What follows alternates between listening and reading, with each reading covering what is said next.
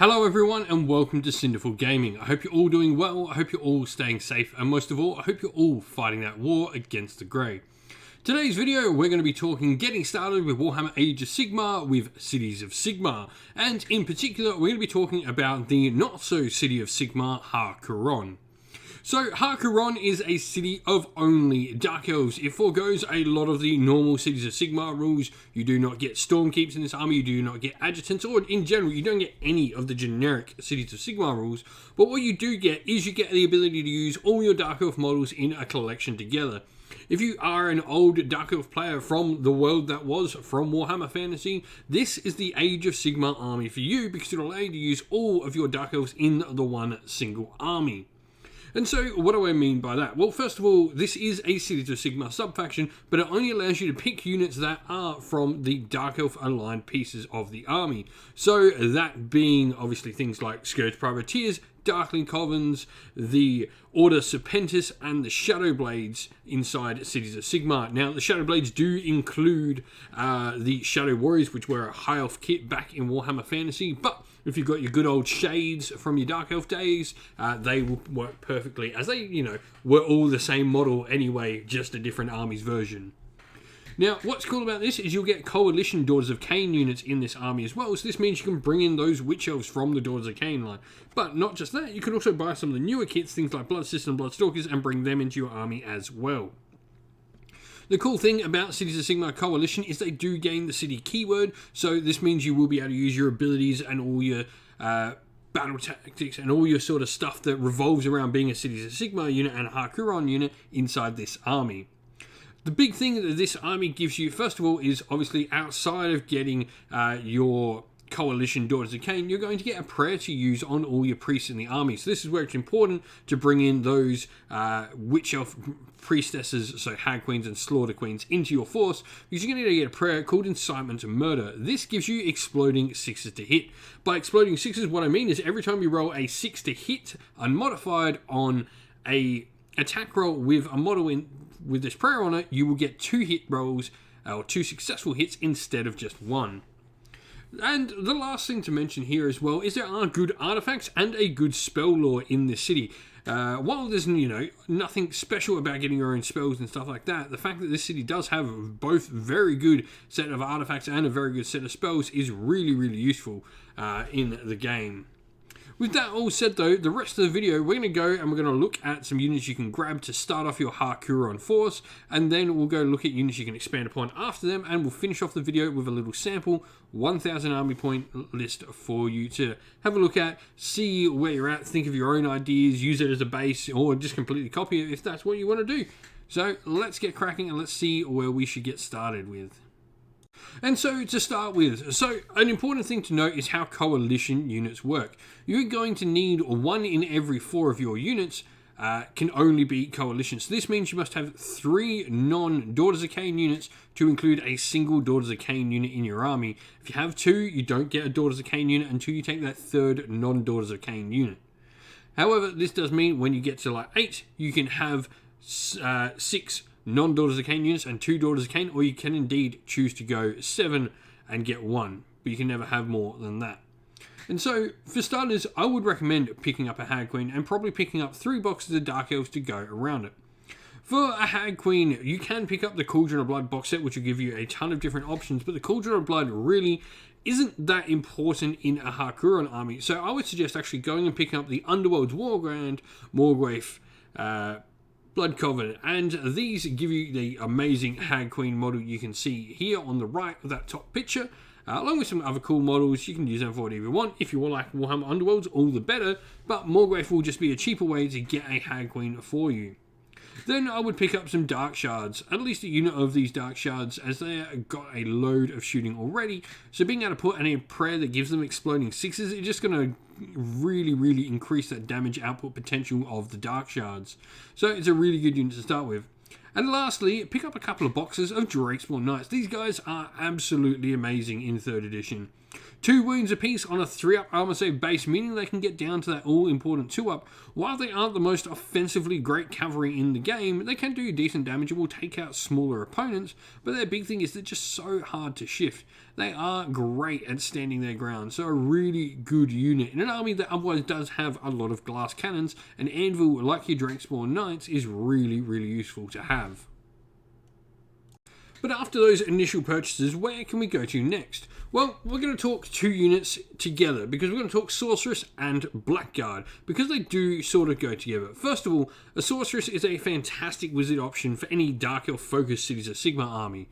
She can guarantee herself a +2 to cast by sacrificing a Darkling Coven's model near her, and she'll get +2 to that casting roll, which is really cool, because she does have some high casting value spells, and there are some high casting value spells within the spell lore for Har Kuron.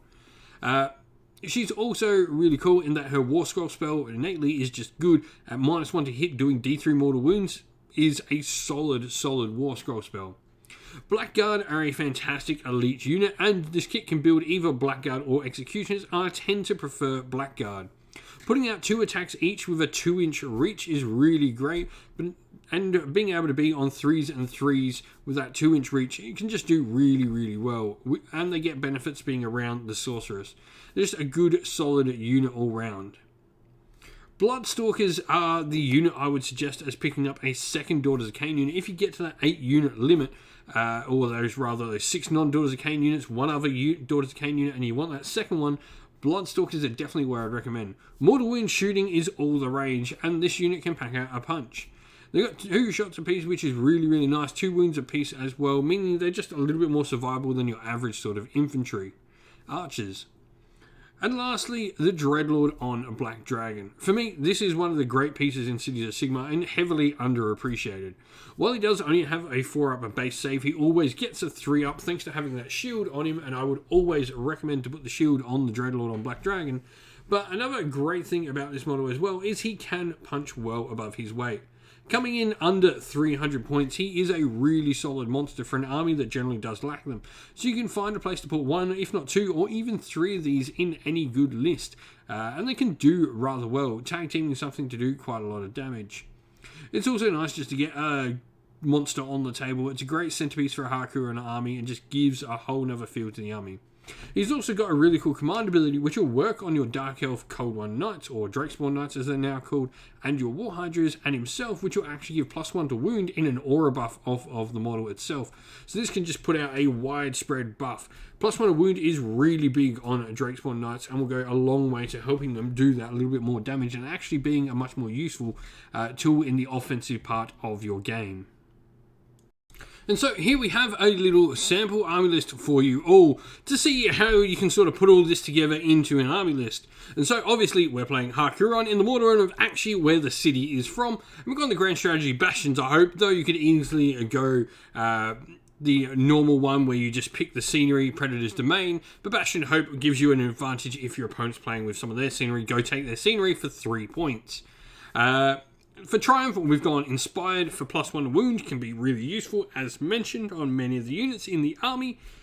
And so, leaders, we've got a Sorceress who's going to be our general. She's going to have the command trait Dark Adept, which will allow her to cast an extra spell per turn.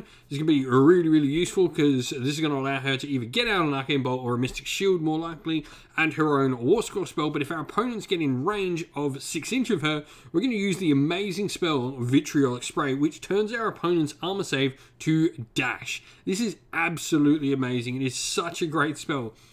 You generally have to play much more on the sort of counter attack to use this spell, sort of put it behind your lines or allow your opponent to crush through your screens and stuff, and then hit back with a Vitriolic Spray and then put your attacks into them.